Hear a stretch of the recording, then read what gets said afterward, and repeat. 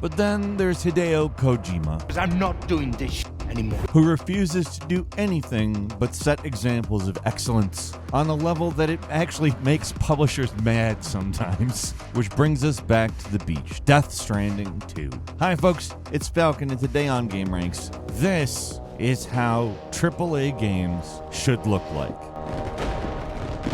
Man, have you guys seen the new Death Stranding 2 trailer? After the absurdity of the reveal trailer last year, this one goes so much harder. It's proof positive that nobody freaking does trailers like Kojima. I remember the trailers for Metal Gear Solid 5 blowing my mind back when that was coming out. And while that game didn't exactly deliver on what the trailers promised, I'm still pretty damn hopeful about Death Stranding 2. Like, where do you even start when you're talking about this thing? There's not a lot of concrete information out there about, what exactly we're going to be doing in the sequel, but there's no denying that it looks awesome. And with the newest trailer, we get our best look yet at the gameplay, and it looks pretty different compared to the first game. Yeah, we get some of that lonesomeness of the first game in here, and there's, that the vibe isn't so far removed you don't get it, but there's a lot more going on. There's combat and crazy tar monsters and cities and high technology. The game does, to a lot of extent, look like a different beast. Some wild Metal Gear Solid references as well. I mean, when I first saw the mobile base of Magellan,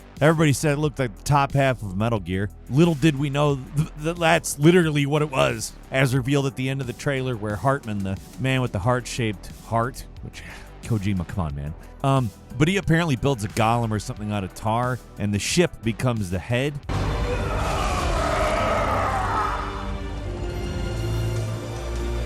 Everyone, hold on tight.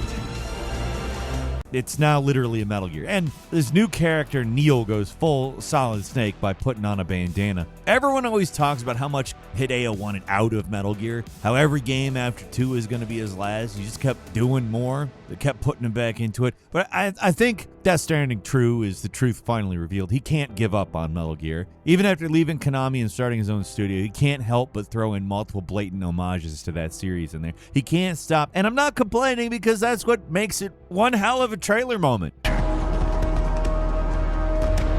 A distinctly American philosophy, and one which would appear to have spread to this continent.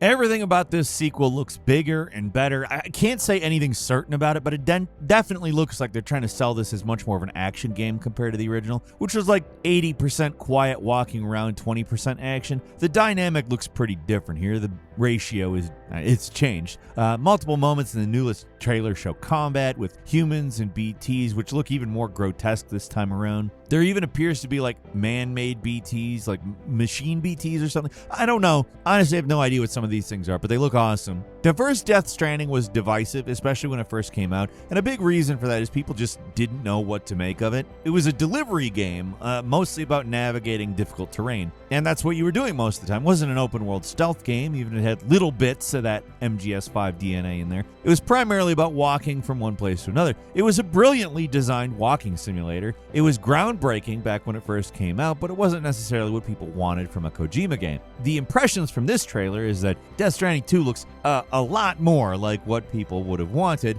out of Kojima productions. Just straight up looks a lot more like Metal Gear. There's honest-to-God bases, there's enemy patrols, vehicles, which was a thing in the first game, but it appears like the humans you fight are just... They're more than guys who really, really want to steal cargo now. It looks like there's dedicated enemy factions this time around who have some kind of coherent goal or motivation. They're not just inconsequential distractions like how the human enemies were depicted in the first game. Everything in the trailer makes this game look like a true successor to Metal Gear. The story is as nuts as ever, but there are crazy, whacked out bad guys, including at least one mysterious armored samurai character who's very cyborg ninja-esque, with more gear reference to add to the pile, I suppose. There's more human allies this time around, too, and one guy who's literally a doll. The gameplay still appears to be mission-based, probably still doing deliveries like in the first game, like that seems to be there, but the minute-to-minute gameplay looks like it's more about stealth and infiltration. Where the theme of the first game is connections, this game seems like it's going the opposite direction, so it's possible the whole community building aspect might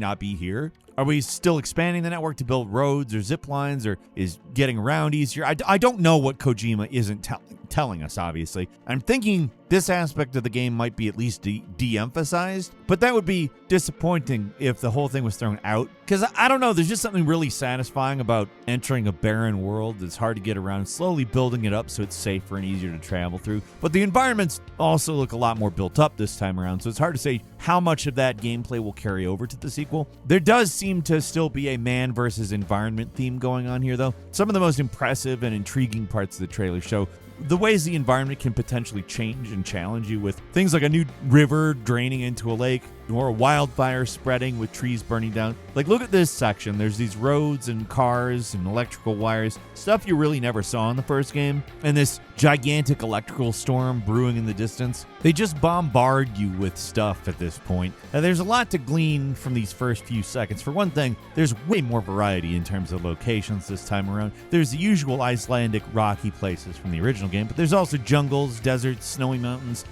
There can be avalanches in the snowy mountains, which, amazing visual, but is it an actual part of the gameplay? Is it just a set piece, or does it happen naturally sometimes, like if you make too much noise or shoot rockets at the mountains or something? I don't know. I'm very intrigued, though. Let's circle back to that clip of water draining into a lake or pond. At first, it might not seem noteworthy, but look at the way the water's draining. It's spreading out like this is a newly formed river, or that the water's flowing into it. It's new. It's somehow new. Is this some kind of gameplay mechanic they haven't revealed yet? Can you do things to the environment to make ice melt or make water drain? Or is this something that happens when it rains, or what? I honestly don't know what's going on here, but there's more going on here than it seems. You can see Sam carrying stuff on his back still, so deliveries are likely a central part of the experience. It just looks like there's a lot more going on now, and that's what's exciting. There appears to be a car chase. Looks like there's big boss fights with BTs. There's a part that suggests the BTs might be fighting each other. I don't know what's going on here. And then we get the big reveal of the Magellan Man. I can only hope and pray this isn't some cutscene thing and we actually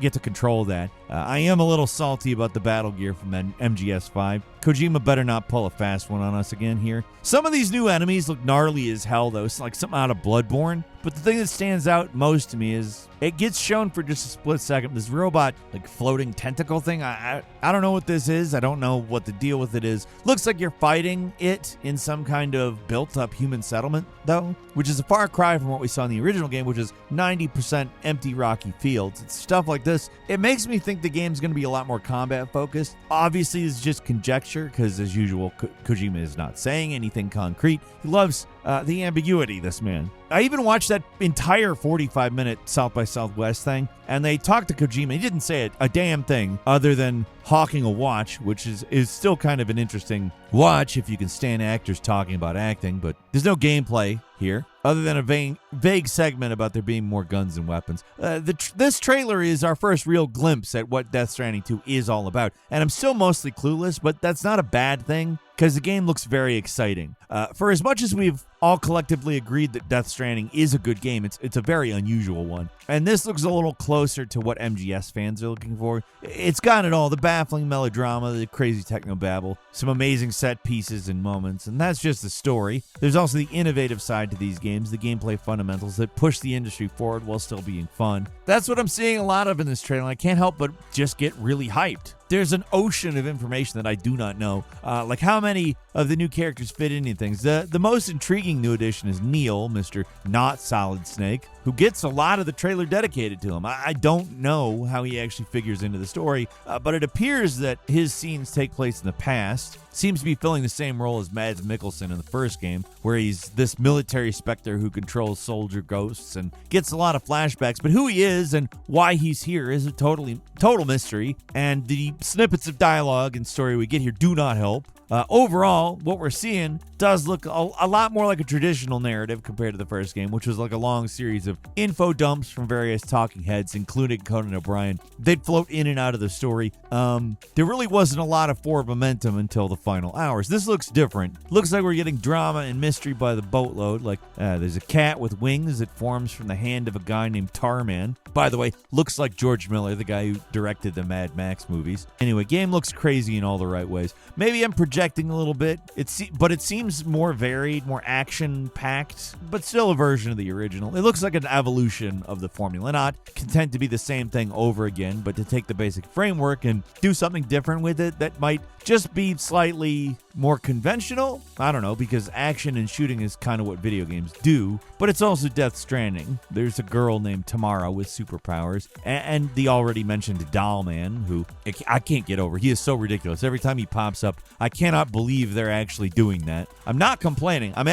It's far from it. I respect the insanity, but even for Kojima, it looks audacious. A little more fun, though, like an intentionally goofy kind of way. I don't know. That's something a lot of people ignore about Kojima games, and I think it's really a secret sauce that makes them great. The goofy stuff, the many intentional fourth wall breaks, the purposefully humorous dialogue, weird little secrets, oddball Easter eggs. Goofy Kojima is the best Kojima, and while there was some of that in the first Death Stranding, the man is really embracing the absurd this time around, and I can't believe I'm saying this, because did you play the first Death Stranding? The game with the otter hat that makes you swim like an otter? It was nuts. And this game it's making me say, well, it looks like they're going for something a little more absurd this time. I've got high hopes for Death Stranding 2. It's coming shockingly soon on June 26th, exclusively for PS5. For as long as these trailers have been, seems like I really barely know what to expect from this game. At least here we got some real gameplay to back up the cutscene clips. That's good. What they're showing here looks incredible, though. It's all visually stunning and the action looks on point. It's one of the rare games that looks truly next-gen. In an age where AAA studios are playing it pretty safe, it's nice to see Kojima still around, just casually blowing our minds with ideas that actually feel new and innovative. And that's all I've got for you today. Leave us a comment. Let us know what you think. If you like this video, click like. If you're not subscribed, now's a great time to do so. We upload brand new videos every day of the week. Best way to see them first, of course, a subscription. Don't forget to enable notifications. And as always, we thank you very much for watching this video. I'm Falcon. You can follow me on Twitter and book me on Cameo at Falcon the Hero. We'll see you next time right here on gameranx.